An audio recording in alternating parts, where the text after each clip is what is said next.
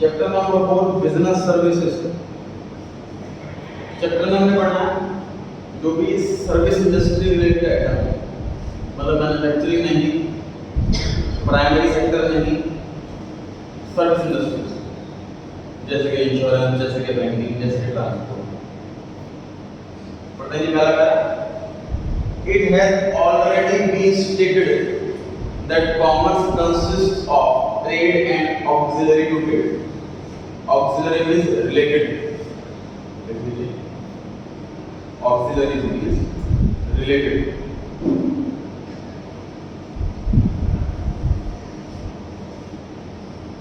आगे लिखा है auxiliaries or aids to trade refer to the activities related to buying and selling of goods and services. Goods buying and selling से related. These auxiliaries to trade are also known as business services or facilities. These auxiliary services are essential, जरूरी हैं, indispensable. Indispensable का मतलब क्या होता है? जैसे essential तो मतलब important हो गया, ये ज़्यादा important हो गया, very important. Indispensable मतलब absolutely necessary, ऐसे लिख सकते हैं। First para, first para to the smooth flow of trade and industry. Smooth functioning के लिए बहुत जरूरी है। Example of services are banking, insurance, transport, warehouse and communication. तो ये पांचों ही हमने पढ़ना है इस चैप्टर के अंदर। ये पांच ऐसे सर्विस हैं जो बिजनेस में जरूरी हैं, तभी और इनसे काम होता है, इजीली काम होता है। नेक्स्ट प्रोजेक्ट बना हुआ है कि बिजनेस सर्विस के फीचर बताओ। तो पांच फीचर बता रखे हैं। Intangibility, inconsistency, inseparable, inventory loss, involvement. ये पांच फीचर बता रखे हैं सर बिजनेस सर्विस के, और अगले टॉपिक में इन पांचों को एक्सप्लेन कर रखा। पहला intangibility. Sir servicing, what do you mean by tangible? Tangible उसे कहते हैं जिसको देख सकते हैं, छू सकते हैं। इंटेंजिबल हुआ उसका उल्टा, इसको देख नहीं सकते, छू नहीं सकते। तो जितनी भी सर्विसेज होती हैं ऑफ कोर्स इंटेंजिबल होती हैं। कांट बी सीन, टच्ड और smelled, just can only be felt, just can only be felt, yet their benefits can be availed. जैसे कि डॉक्टर अगर ट्रीटमेंट कर रहा है हमारा, तो सर्विस दे रहा है, तो हम उसका बेनिफिट ले सकते हैं, उसको फील कर सकते हैं, उस सर्विस को देख छू नहीं सकते। तो बिजनेस सर्विस का ये फीचर होता है, इंटेंजिबल। दूसरा इनकंसिस्टेंट। जो कंसिस्टेंट मतलब क्या होता है?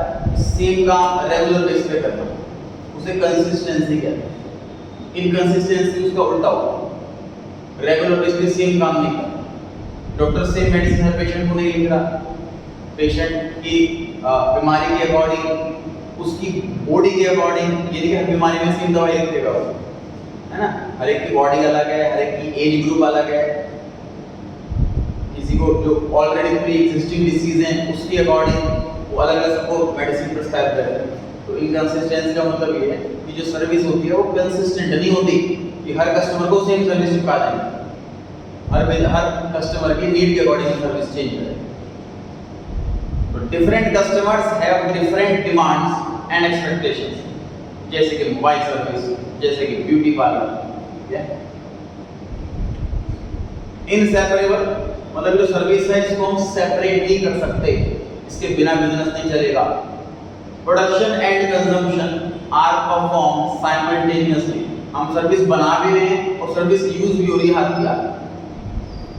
एटीएम में रिप्लेस क्लर्क, अगर हम एटीएम रख लेते हैं तो हमें बैंक में क्लर्क कम रखने पड़ेंगे, कैशियर कम रखने पड़ेंगे।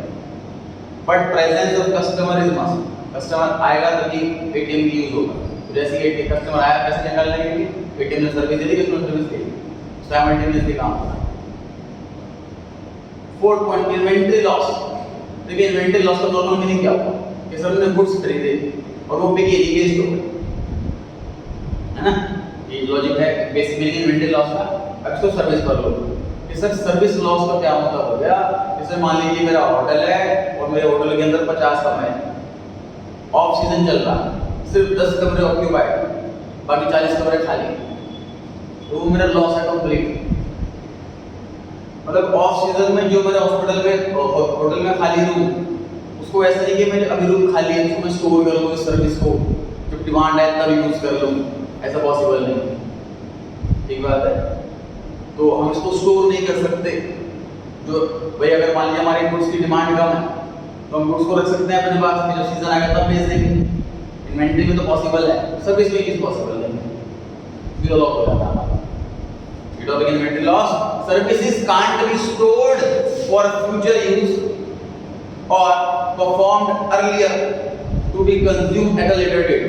मतलब ना तो हम उसको स्टोर कर सकते, कई बार आप देखो कस्टमर रेस्टोरेंट में भी जो है जो कुक है वो कई बार कस्टमर ने तो बिल्कुल खाली बैठा हुआ है, फिर एकदम से कस्टमर आने का इंतजार है, वो वेट कर रहा है, जल्दी कर रहा है, तो हम पहले एडवांस में सर्विस नहीं कर सकते परफॉर्म कि बाद में यूज हो जाएगा, ऐसा भी नहीं कर सकते। Under utilized capacity of hotels, hotel में यूटिलाइज थी कम, अंडर यूटिलाइज्ड है मतलब होटल रूम खाली, एंड एयरलाइंस, एयरलाइन जा रही है उसके अंदर सीट्स खाली।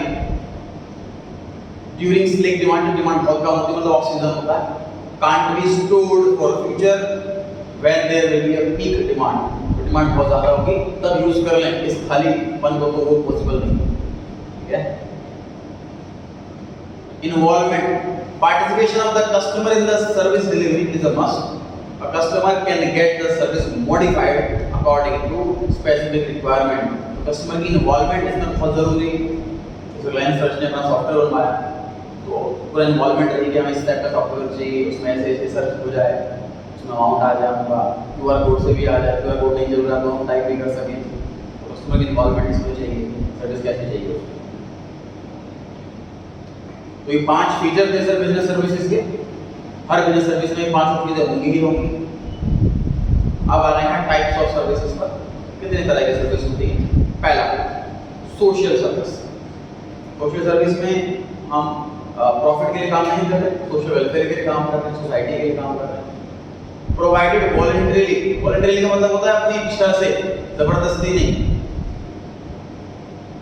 जैसे कि हमने पढ़ा था chapter number 2 Hindu undivided family के अंदर जो बर्थ लेता है बच्चा फैमिली में, वो ऑटोमेटिकली बिजनेस का मेंबर बन जाता है।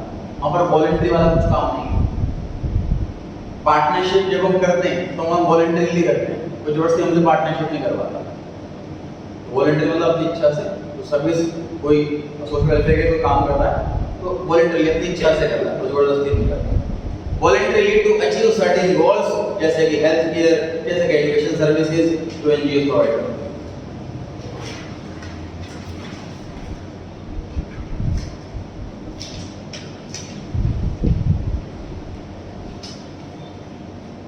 Personal services, services which are experienced differently by different customers, tourism, restaurant, तो ऐसी सर्विस जो हर कस्टमर के लिए डिफरेंट होती है। कस्टमर जो डिमांड करेगा रेस्टोरेंट उसको वो हम बनाएंगे, टूरिस्ट में अपने अकॉर्डिंग पैकेज मॉडिफाई करवाते हैं, हमें इतने डे इतने नाइट का चाहिए, इतने स्टार का होटल चाहिए, उसमें विद जो है फूड विद मील विदाउट मील चाहिए, विद कैब विदाउट कैब चाहिए, विद एसी विदाउट एसी चाहिए, तो अपने अकॉर्डिंग हम मॉडिफाई कराते हैं। तो ऐसी सर्विस जो हर कस्टमर अपने अकॉर्डिंग मांगता है। तीसरा ऐसा बिजनेस सर्विस जो सर्विस बिजनेस वाले यूज करते हैं, जैसे बैंक की, इंश्योरेंस की, कम्युनिकेशन की, वेयरहाउसिंग की, ट्रांसपोर्टेशन। तो 3 सर्विस पढ़ी सर हमने। पहले सर्विस सोशल वेलफेयर के लिए, दूसरी सर्विस कस्टमर यूज करते हैं अलग अलग टाइप से अपनी मॉडिफिकेशन के अकॉर्डिंग, और तीसरा बिजनेस सर्विस जो बिजनेसमैन यूज करते हैं अपने बिजनेस चलाने के लिए। ये सब सोचा जो बनाया हुआ फिर से टाइप्स ऑफ सर्विसेज। पहला social services provided voluntarily for welfare of weaker sections, जो पिछड़े हुए सेक्शंस हैं उसको ऊपर उठाने के लिए। पर्सनल सर्विसेज डिफरेंट कस्टमर्स के लिए। Business services used by business firms for the conduct of business. एक बार यहाँ तक पढ़ाना रीडिंग ले लीजिए फटाफट से, जितना पढ़ाया है स्टार्टिंग से यहाँ तक रीडिंग ले लीजिए, कोई डाउट आएगा तो हर वर्ड में आपको पता होना चाहिए, ना पता हो तो पूछे।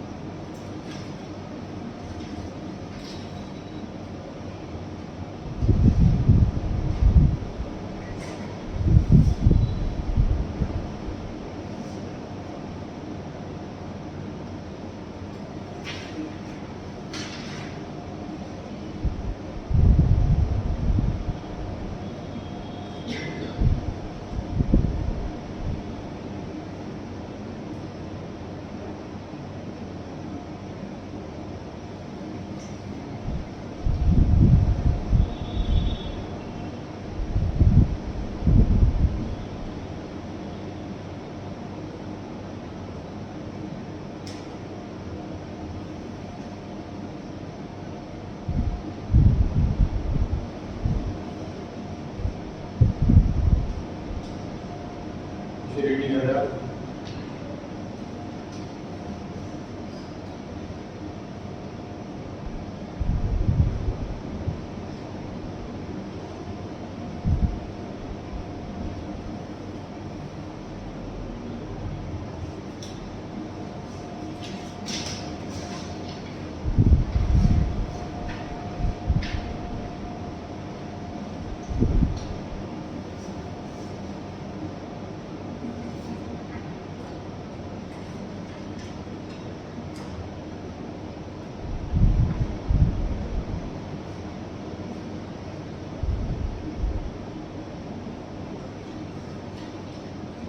पहले बढ़े आगे वीडियो लेकर। तो पहले जो स्टार्ट करना है सर बैंक की सर्विस वाला टॉपिक स्टार्ट करना है। आज की क्लास पूरी इसी पर जाएगी सर, बैंक वाली सर्विस डिस्कस करेंगे। Bank occupy an important position in the modern business world. No country can make commercial and industrial progress without a well organized banking system. क्योंकि बिजनेसमैन को बिजनेस करने में लोन की requirement होती है, loan bank ही देता है। अगर बैंक नहीं होगा तो बिजनेसमैन को लोन नहीं मिल पाएगा और कोई भी इंडस्ट्री खड़ी नहीं हो पाएगी। Banks encourage the habit of saving among the public. Bank में एफडी का ऑप्शन होता है, तो कहीं ना कहीं लोगों को उससे मोटिवेशन मिलता है कि यार मैं पैसा जोड़ूंगा और एफडी कर दूंगा तो 10 साल बाद 20 साल बाद मेरा पैसा कहीं गुना होकर के मिलेगा। They mobilize small savings. Mobilize word का मतलब होता है एक प्लेस से दूसरे प्लेस, जैसे मोबाइल वर्ड भी इसी से इन्वेंट हुआ, मोबाइल से दूसरे प्लेस पर जा सके उसी को मोबाइल कहते हैं। स्मॉल सेविंग को मोबिलाइज करना मतलब अपने घर से बैंक में रखना, हम प्लेस चेंज कर रहे हैं। And channelize them into productive use, उसको एक चैनल में डाल देना जो कि प्रोडक्टिव यूज होगा। भाई घर में मैं पैसा जोड़ता रहूंगा तो पैसा बढ़ेगा थोड़ी ना, उतना ही रहेगा। बैंक में डालूंगा तो कई जगह जाएगा और मेरा पैसा बढ़ेगा। Meaning of bank is a financial institution. Financial institution मतलब एक ऐसी कंपनी जिसमें पैसा ही गुड्स है। which collect deposits from public से पैसे लेते हैं। रीपेबल ऑन डिमांड मतलब रीपे कर देगा बैंक जब भी डिमांड की जाएगी उससे। मैं बैंक से पैसे जमा करूं, जब मैं डिमांड करूं बैंक को पैसे वापस करने पड़ेंगे। And earns a small margin of profit by lending of money. For example bank ले रहा है 6% पर एफडी और बैंक आगे दे रहा है 8% पर होम लोन, तो बैंक 2% पर दे रहा है। तो स्मॉल मार्जिन प्रॉफिट होता है उसका जब वो पैसा किसी को लोन पे देता है। लेंडिंग मनी कर्जा पैसा देना, लेंडिंग मतलब कर्जा देना। फंक्शंस ऑफ कमर्शियल बैंक, तो मेजर से 4 फंक्शन बताया हुआ। पहला पैसा लेना मतलब एक्सेप्टिंग द डिपॉजिट्स। दूसरा पैसा देना मतलब लेंडिंग मनी। तीसरा एजेंसी फंक्शन मतलब बैंक एक तरह से हमारा एजेंट बन जाता है, जो काम बोलते हैं वो चुपचाप कर लेता है। चौथा इसमें मतलब एटसेट्रा वाला पॉइंट है यूटिलिटी फंक्शन। हमारे कुछ यूजेस हैं, छोटे मोटे रिक्वायरमेंट्स हैं, जैसे कि हमें बैंक में लोकर चाहिए ज्वेलरी रखने के लिए, ऐसे हमारे यूजेस हैं, वो नीड पूरी करता है। इन चारों को ही पढ़ेंगे डिटेल में। पहला एक्सेप्टिंग डिपॉजिट्स, बैंक का काम है कि हमसे पैसे लेना, पब्लिक से पैसा लेना, तभी तो आगे लोन देगा। Accepting deposit is the main function of commercial bank. Bank offer करता है different type of account, FD, current deposit, saving deposit, recurring deposit etcetera to suit the requirements and needs of different customer। Saving account बताया गया था जी, personal account होता है जो businessman नहीं है उसके लिए खोला जाता है। एफडी पैसा जमा कर दिया फिक्स टाइम के लिए। करंट अकाउंट बिजनेसमैन खोलता है। और चौथा रिकरिंग डिपॉजिट, ये क्या होता है?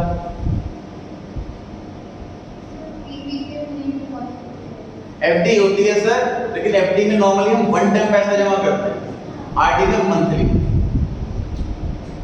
मंथली वाली एफडी है आरडी। रिकरिंग डिपॉजिट, अकर मतलब होना, रीअकर मतलब बार बार होना, तो रिकरिंग मतलब बार बार होना। मतलब मैं चाह रहा हूँ कि मेरी सैलरी में से हर महीने 10,000 रुपए कटते रहें और एक पैसा जुड़ता रहे, एफडी उसकी बनती रहे और वो बड़ा अमाउंट बने 10 साल के बाद, तो मैं 10 इयर्स की आरडी करता हूँ।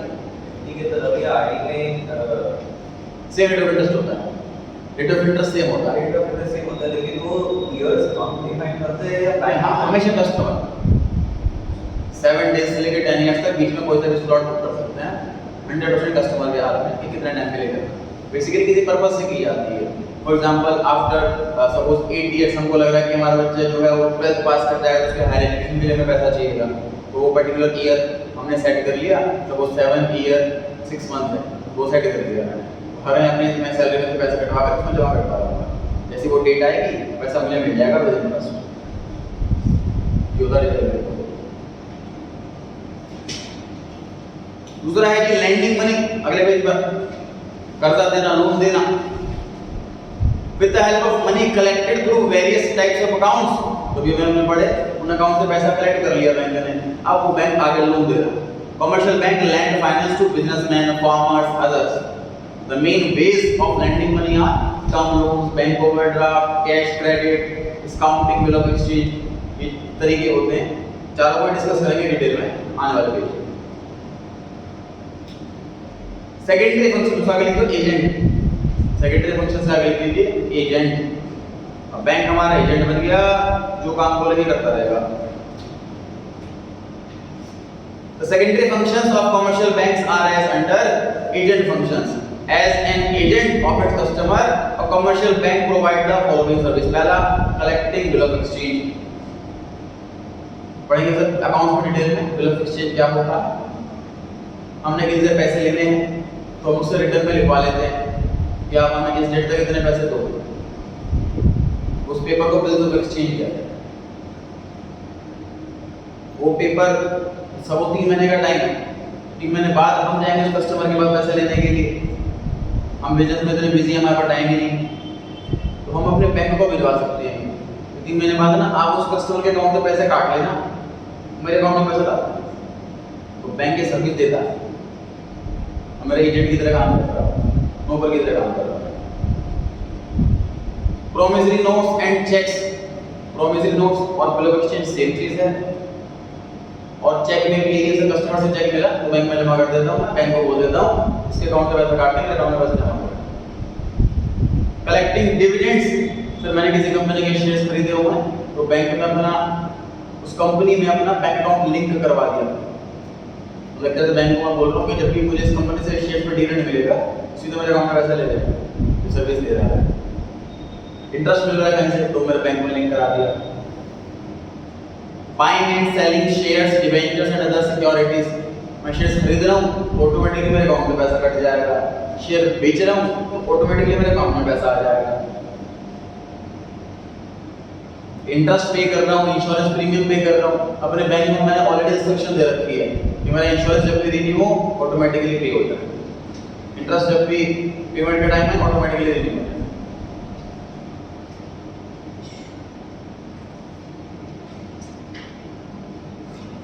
एक केस हुआ था, आदित्य बिरला ग्रुप का आईसीआईसीआई बैंक में अकाउंट था, तो उनको टैक्स पे करना था, उन्होंने बैंक को इंस्ट्रक्शन दे रखी थी कि आप जब भी टैक्स हमारा ड्यू हो तो आप पे करना है, इसे बोलते हैं स्टैंडिंग इंस्ट्रक्शन।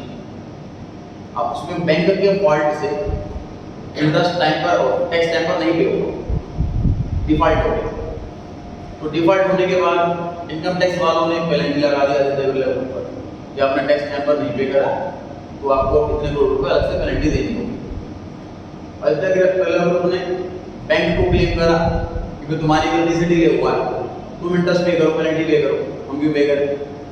बैंक वाला कहता था नोटिस तो आपके नाम का है, हमारी तरफ से टैक्स डिले हो गया पे करने में, तो हम टैक्स पे कर देते हैं, हम तो आपको फ्री सर्विस दे रहे हैं, वैसे हम ना पैसे चार्ज कर रहे हैं आपसे, तो हम कोई पेनल्टी वगैरह नहीं भर रहे।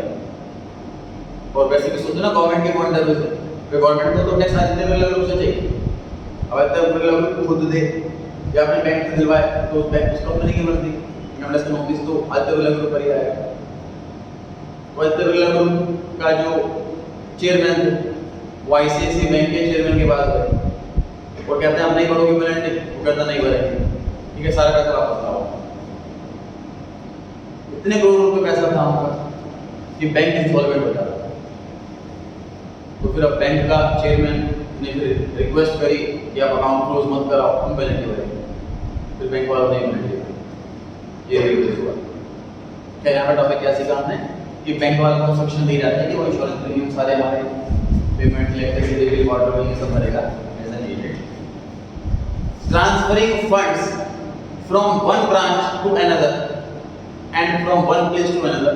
मुझे अपनी ब्रांच ट्रांसफर करनी है, मेरा ऑफिस सपोज दिल्ली में था, अब मेरा ऑफिस शिफ्ट यूपी में हो गया है, मैं अपनी ब्रांच भी वहाँ शिफ्ट करना चाहता हूँ, तो बैंक वाले मेरी डॉक्यूमेंट में मेरे बैंक अकाउंट का ब्रांच को शिफ्ट कर होम ब्रांच से चेंज कर देंगे। Acting as an agent of representative while dealing with other banks and financial institutions. किसी और बैंक से लोन ले रहा हूँ, उसकी ईएमआई भर रहा हूँ, अपने मेन बैंक से भर सकता हूँ। अदर बैंक से डील करने में भी मेरा बैंक मेरे एजेंट की तरह काम करता है। A commercial bank performs the above functions on behalf of and as per the instructions of the customer. Customer जैसे जैसे बोलेगा, जो डेट जो अमाउंट बोलेगा उस अकॉर्डिंग पेमेंट। आगे इस जनरल यूटिलिटी फंक्शन एक तरह से एटसेट्रा वाला पॉइंट है कि बैंक हमारे अदर काम भी करता है। सबसे पहले बताया गया मेन काम पैसा लेना, उसके बाद बताया गया सेकंड सबसे मेन काम पैसा देना, लोन देना मतलब। तीसरा हमारे एजेंट की तरह काम करना, चौथा एक्सेट्रा। पढ़ते हैं एक्सेट्रा वाले में क्या लिखा हुआ है? पहला लोकल प्रोवाइड करना ज्वेलरी के लिए, अदर वैल्यूएबल कस्टमर के लिए। सर ज्वेलरी वैल्यूएबल आइटम होती है, इन लैक्स होती है, इन करोड़ होती है। घर पे पैसा रखना ज्वेलरी सेफ नहीं होती, इसलिए बैंक एक सर्विस देता है कि आप बैंक में लोकल खुलवाइए।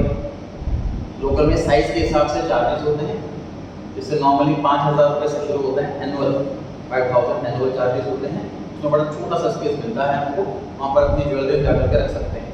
उस लॉकर की 2 चाबियाँ होंगी, एक कस्टमर के पास रहेगी और एक बैंक वालों के पास रहेगी, ताकि बैंक वाला हमारे पीछे ना खोल सके और हम बिना बैंक की परमिशन के ना खोल सके। तो जो बैंक होगा, बैंक वाला अपनी चाबी देगा और हम अपनी चाबी लेकर जाएंगे, तभी वो ओपन कर सकते हैं। तो हम घर पे सेफ हैं, घर में अगर कभी हमें कहीं जाना है घूमने और घर पे कोई नहीं है, चोरी भी हो जाए तो हमें रिस्क नहीं रहता, क्योंकि हमारी ज्वेलरी है, ये बेनिफिट मिल जाता है। तो उसमें हमें एनुअल चार्जेस पे करने होते हैं, राइट। वो भी हर बैंक के अलग होते हैं, गवर्नमेंट बैंक के कम होते हैं, प्राइवेट बैंक के ज़्यादा होते हैं। बैंक वाले हालांकि उसमें ये गारंटी नहीं लेते कि अगर आपकी ज्वेलरी चोरी हो जाए तो हमारा कोई रिस्क नहीं, मतलब वो ज्वेलरी 100% सेफ नहीं है। कैसे? मान लीजिए रॉबरी करने के लिए कोई आ गया और उसने लोकल वगैरह तोड़ करके सारी ज्वेलरी ले गया, तो बैंक रिस्पॉन्सिबिलिटी नहीं लेती। उस एरिया में मान लीजिए आग लग जाती है या बाढ़ आ जाती है, कोई भी नेचुरल कैलेमिटी आ जाती है, तो बैंक को रिस्पॉन्सिबिलिटी नहीं लेती। उसका वजह ये भी है कि बैंक कहता है कि हमें तो आइडिया नहीं ना क्या रखा होगा, हम तो चेक ही नहीं करते, हमें तो खाली जगह देते हैं, उसमें बड़े सामान रखते हो आप। तो उससे आपने एक रिंग रखी हो और आप बोलो चोरी होगी, मैं तो 10 किलो सोना था उसमें, लेकिन नहीं, तो बैंक रिस्पॉन्सिबिलिटी से नहीं लेता, तो वहाँ पर 100% सेफ रॉबरी भी सेम चीज़ है ना, उनको पता ही नहीं कि आइटम क्या है। तो रॉबरी वाला तो डिटेल देके नहीं जाएगा, ये तो बस लोकर से मैंने ये आइटम ली, और जो डिपॉजिट करता है वो भी डिटेल नहीं देता, इसलिए वो कैसे रिस्क करता होता है। हम जो सीए हैं अपने क्लाइंट को सर्च करते हैं, तो खुद करते हैं। हम लोग क्या करते हैं, सपोज जैसे मेरे ऑफिस का भी जो है गोल्ड था, तो हम गोल्ड लोन ले लेते हैं बैंक से। हम जाकर के सपोज 40 लाख का गोल्ड था, तो हम बैंक में गए कि जब मैं लोन लेना, उस गोल्ड की वैल्यू लगाते हैं, वो चेक पे करते हैं, वो कहते हैं कि 40 लाख के हिसाब से 40 लाख का गोल्ड है, तो आपको मैक्सिमम 30 लाख तक का लोन देंगे। ठीक, हम कहते हैं कि हमें 5 लाख का लोन चाहिए बस, अब सारा गोल्ड रख लेते हैं, हमें 5 लाख का लोन दे देते हैं। गोल्ड पर इंटरेस्ट बहुत कम होता है, इतना इंटरेस्ट हम कहीं पर भी कमा सकते हैं, जैसे कि 6% होता है साल का। तो मैंने गोल्ड ज्वेलरी दे दी, लोन ले लिया, मैंने गोल्ड लिया 6% रेट ऑफ इंटरेस्ट, मैं उस पैसे को शेयर्स में लगाऊंगा, शेयर्स में लगभग 15% की अर्निंग हो जाती है, तो मैंने कितना कमा लिया? 9% कमा लिया। ठीक, दूसरी बात, वहाँ पे मैं बैंक में जमा करता गोल्ड, तो वहाँ पे लोकल का रेंट देता, वो मेरा सेव हो गया। तीसरी चीज़, जब गोल्ड लोन लूँगा उसमें स्पेसिफाई करूँगा कि रिंग कितनी है, चेन कितनी है, कितने ग्राम की, इसमें बैंक की तरफ से हमें फ्री इंश्योरेंस मिलता है। अगर कभी गोल्ड चोरी हो जाए, रोबरी भी हो जाए, नेचुरल कैलेमिटी कुछ भी हो जाए, तो बैंक हमें उतने ग्राम का गोल्ड वापस करेगा, बैंक रिस्पॉन्सिबिलिटी। अब हम हो गए 50% से भी क्लाइंट को सजेस्ट करते हैं इसलिए कि ग्लोबल करने के बजाय आप गोल्ड लोन ले लो, अमाउंट अपने हाथ में, चाहे मैं 1 करोड़ का गोल्ड दे दूँ, बल्कि सिर्फ 1 लाख का लोन ले लो, थोड़ा सा ब्याज जाएगा गोल्ड लेने के। तो ये सर्विस देता है कि बैंक लोकर देता है, उसमें अगर ज्वेलरी नहीं है, अगर कोई मान लीजिए प्रॉपर्टी के पेपर हैं, मुझे अपनी विल है, सपोज कोई एजेड पर्सन है और बच्चे साथ में रहते हैं, उसको डाउट है कि मेरे बच्चे विल में छेड़खानी ना करें, चेंज ना करें, तो वो बिल अपने लोकर में रखवा देता है। Giving reference about the financial position of the customer, ठीक है, मतलब हुआ कि मान लीजिए जैसे किसी बैंक को लोन के लिए अप्लाई कर रहा हूँ, तो मैं अपनी करंट बैंक की डिटेल्स भेजता हूँ वहाँ पर, ताकि मेरी पोजीशन कितनी है, कितने मेरी एस्टीमेट है, मैं कितना लोन चुका पाऊंगा, मेरी वर्थ कैलकुलेट हो पाएगी। Provide information to a customer about the credit worthiness वाला है कि क्रेडिट वर्थिनेस मतलब उधार लेने की औकात कितनी है, क्रेडिट लेने की वर्थ कितनी है। Fourth, supplying various type of credit information useful to customer, जैसे कि मेरे को शेयर परचेज करने होते हैं तो बैंक वाला हमें भेजता है इसकी का इंफॉर्मेशन, कोई हमें कोई स्कीम आई हुई है, कोई अलग टाइप का अकाउंट खोला हुआ है, उसकी इंफॉर्मेशन देता है हमें। Issuing letter of credit, pay orders, bank draft, credit cards, traveller cheque to the customer. देखिए लेटर ऑफ क्रेडिट क्या होता है सुनिए ध्यान से, ये इम्पोर्ट एक्सपोर्ट में यूज किया जाता है। मान लीजिए मैंने सामान भेज रहा हूँ, मैं एक्सपोर्ट कर रहा हूँ, तो मैं सामान भेज दूँ, बाद में सामने वाला पैसा ना दे तो एडवांस पैसे देने में वो भी डरेगा, मैंने सामान नहीं भेजा तो इसके लिए होता है लेटर ऑफ क्रेडिट। मतलब मैं सामान जिसको बेच रहा हूँ वो क्या करेगा, वो पहले अपने बैंक को पैसा देगा, उसका बैंक मेरे बैंक को ट्रांसफर करेगा और मेरा बैंक मुझे देगा लेटर ऑफ क्रेडिट LC। उसमें ये श्योरिटी होगी कि बायर के पैसे हमारे बैंक के पास पहुंच चुके हैं और वो पैसा मरने का चांस नहीं है। फिर मैं यहाँ से सामान भेजूंगा, सामान उसको मिलेगा, वो वहां से कंफर्म करेगा मुझे सामान मिल गया, तब मुझे मेरा बैंक पैसा रिलीज करेगा, ठीक है।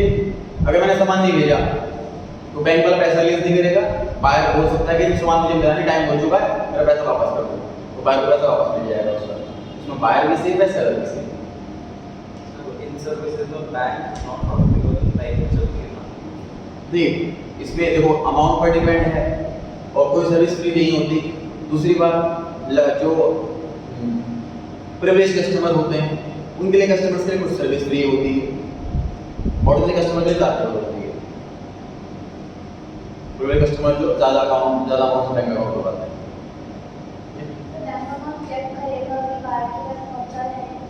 बायर कंफर्म कर देना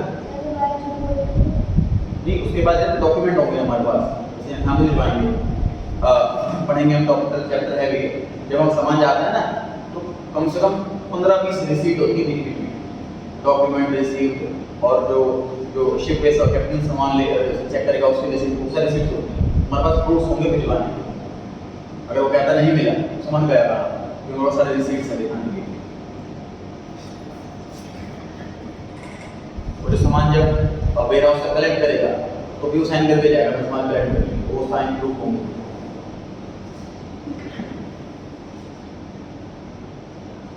और लास्ट में ट्रैवलर्स चेक लिखा होता है। ट्रैवलर्स चेक क्या होता है सर, कि मान लीजिए मैं किसी कंट्री के अंदर जा रहा हूँ, वहाँ पर रुपीस चलता नहीं है, तो मैं क्या कर सकता हूँ, तो ऐसे केस में ना मैं अपने बैंक में पैसे जमा कर दूंगा, तो वो 10 लाख रुपये जमा कर दूंगा, 10 लाख रुपये का मुझे मेरा बैंक एक ट्रैवलर्स चेक देगा, वो उस करेंसी का होगा, उस कंट्री की करेंसी का, समझो क्रेडिट कार्ड की तरह होगा। उस कार्ड से मैं जो भी परचेजिंग करना चाहूँ, होटल में रुकूँ, शॉपिंग करूँ, जो मर्जी करूँ, उस पैसे से उस कार्ड से मैं कर सकता हूँ। उसे ट्रैवलर चेक है, ट्रैवलिंग पर्पस से बना हुआ है, तो इसका नया नाम फॉरेक्स कार्ड भी हो गया है। नेक्स्ट पॉइंट है underwriting issue of shares and debentures. अगर कोई कंपनी अपनी कंपनी के शेयर इशू करती है तो बैंक ये सर्विस देता है एज अ ब्रोकर, वो शेयर बिकवाने में हेल्प करता है। तो अंडरराइटर मतलब शेयर्स वाला broker. Providing foreign exchange to importer and traveller going abroad. Importer को फॉरेन एक्सचेंज की फैसिलिटी देगा और जो ट्रैवलिंग करने के लिए जा रहे हैं अब्रॉड उनको उस करेंसी की फैसिलिटी देगा। अगर छोटी सी बार रीडिंग कर लीजिए यहाँ से, हमने बैंक टॉपिक से स्टार्ट किया था, बैंक से यहाँ तक रीडिंग ले लीजिए एक बार।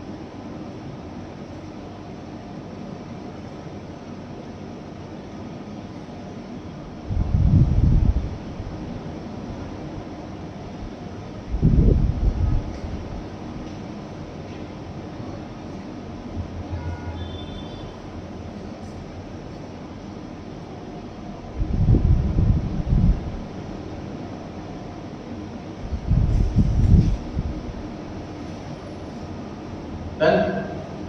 चलो नेक्स्ट पेज पर आ गए जी, types of accounts, saving account, current account, RD, FD और एक मल्टीपल ऑप्शन डिपॉजिट अकाउंट। पहले वाला सेविंग अकाउंट, तो पहले वाला देखो जी एफडी। एफडी में सर एक पैसा जमा करते हैं वन टाइम, और जो वापसी मिलता है हमें पैसा वो भी वन टाइम में मिलता है। एक फिक्स टर्म जो कस्टमर डिसाइड करेगा, रेट ऑफ इंटरेस्ट जो बैंक डिसाइड करेगा। सेकंड चीज करंट डिपॉजिट अकाउंट, बिजनेसमैन खोलते हैं, पैसा आता जाता है, आएगा बहुत बार, जाएगा बहुत बार, any number of time dealing हो सकती है, पैसा विड्रॉ करना, पैसा डिपॉजिट करना, इंटरेस्ट नहीं मिलता इस पर क्योंकि बैंक फ्री सर्विस दे रहा है, तो इतनी बार पैसा जमा करो निकाल दो। थर्ड सेविंग डिपॉजिट अकाउंट, इसमें पर्सनल पैसा जमा करता रहता है कस्टमर, थोड़ा थोड़ा करके, जब मर्जी पैसा निकाल सकता है, बिजनेस रिलेटेड नहीं होता, उसमें लिमिटेड ट्रांजैक्शन फ्री होती है, उसके बाद चार्जेबल होती है। चौथा आरडी, एफडी का ही रूप है, बट इसमें पैसा जमा वन टाइम नहीं होता, टुकड़ों में होता है। चौथा, फिर पांचवा मल्टीपल ऑप्शन डिपॉजिट अकाउंट, कम फेमस है, डिस्कस करते हैं क्या है option.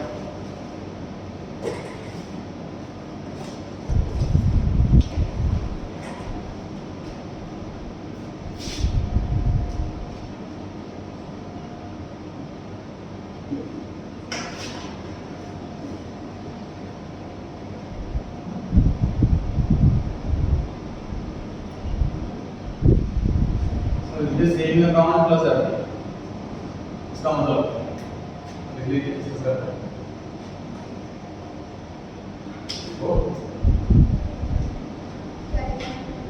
Saving account plus FD, इस टॉपिक का meaning saving account plus FD.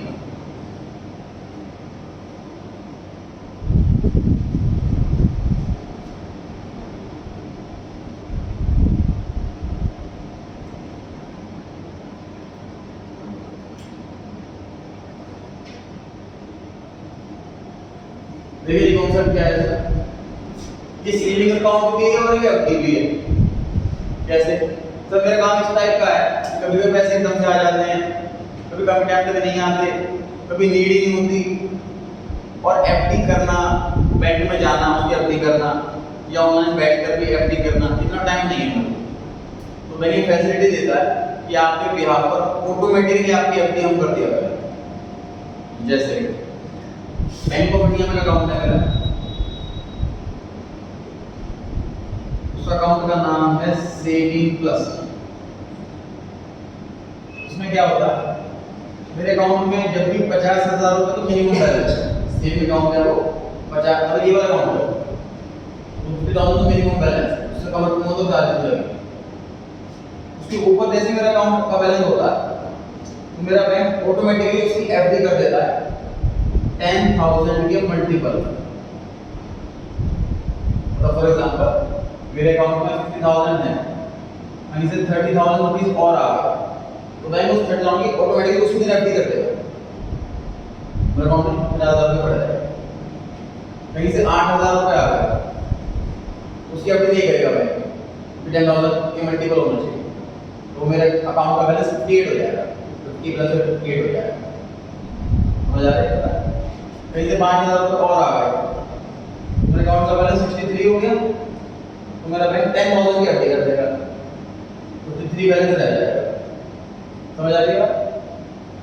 53 balance रह गया मान लो, और मैंने किसी को 10,000 का चेक काट दिया, कितना बैलेंस रह गया 43, तो 7,000 के में बैंक एफडी तोड़ देगा, उस अकाउंट में पैसा आ जाएगा। एफडी ऑटोमेटिकली टूटती रहेगी जैसे बैलेंस 50 से कम हो जाए, एफडी ऑटोमेटिकली बनती रहेगी जैसे 50,000 से ऊपर हो जाए।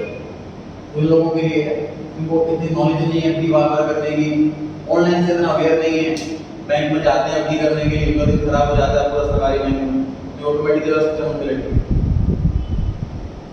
ठीक है।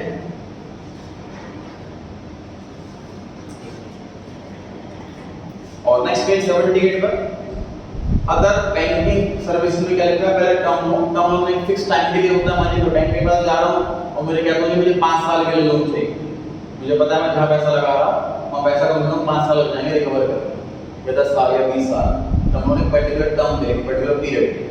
सेकंड चीज बैंक ओवरड्राफ्ट, और तीसरा पॉइंट है कैश प्रोटोकॉल सिमिलर है। देखिए बैंक ओवरड्राफ्ट क्या है,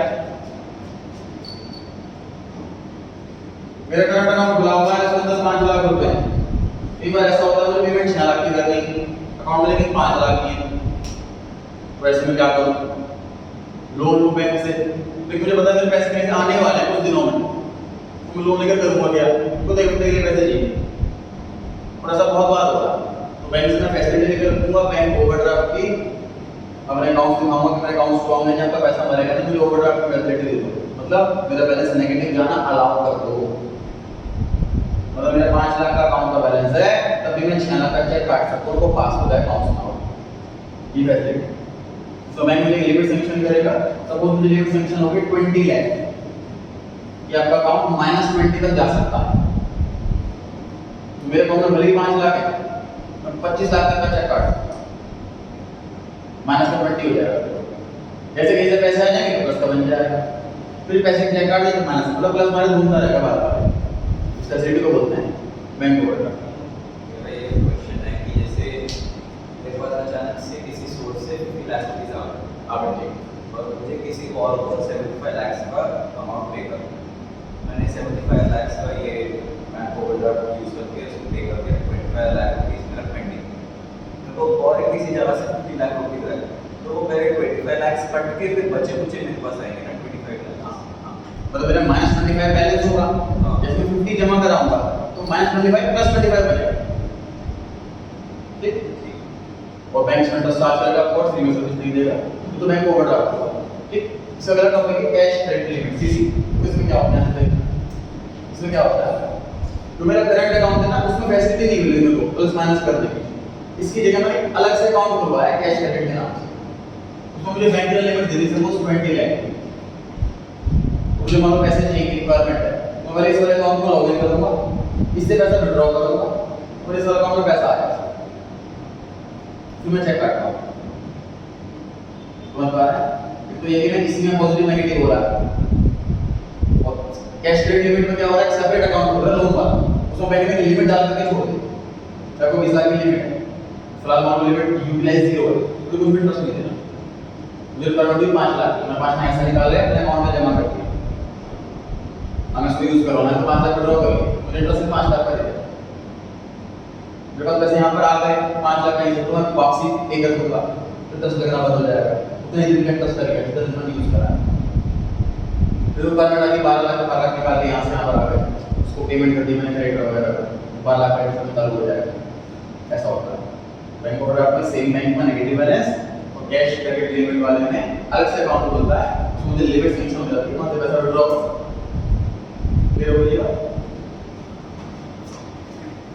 डिस्काउंटिंग बिल ऑफ एक्सचेंज भी ध्यान से क्या होता है डिस्काउंटिंग बिल ऑफ एक्सचेंज, मैंने आपको बताया बिल ऑफ एक्सचेंज का मतलब कि मेरे कस्टमर को मुझे पैसे लेने हैं, उसने मुझे रिटर्न में दे दिया कि मैं आपको 3 मंथ के बाद 2 लाख रुपए दे दूंगा, ठीक, बट मुझे ऐसे पैसों की अभी नहीं है, कस्टमर ने रिटर्न में दिया है कि वो 2 लाख रुपए मुझे दे देगा 3 मंथ के बाद, मैंने उसको उधार सामान बेचा, बट मुझे पैसों की अभी नहीं है, तो मैं क्या कर सकता हूँ, मैं बैंक के पास जाऊंगा अपने, यदि देखो बैंक इसमें लिखा हुआ है कि 3 मंथ के बाद ये मेरा कस्टमर राम मुझे 2 लाख रुपए देगा, मुझे पैसे लेकिन आज ही चाहिए, तो आप इस बिल ऑफ एक्सचेंज को रख लो और मुझे 2-3 हज़ार रुपये काट करके पैसे दे दो,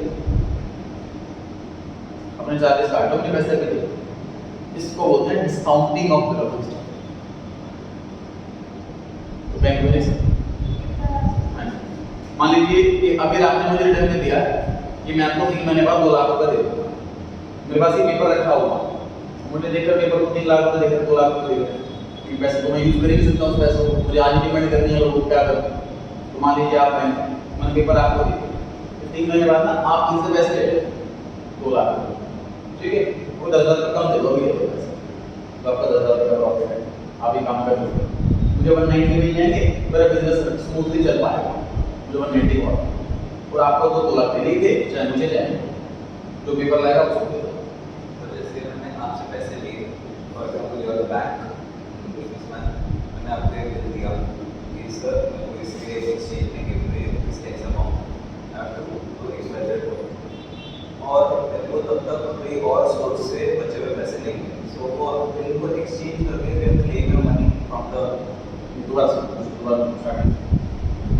मैंने आपसे पैसे लिए, बिल डिस्काउंट करा, हाँ बिल डिस्काउंट करा, आपने मुझे पैसे दिए, but I am not able to repay it back, so आपको तो रीपे करना ही ना, देखो तो जिसने साइन करके दिया वो रीपे करेगा, चेक करेगा ना रीपे, नहीं जो पेपर लेके जाएगा उसको करेगा, बैंक लेके जाएगा तो बैंक को करेगा।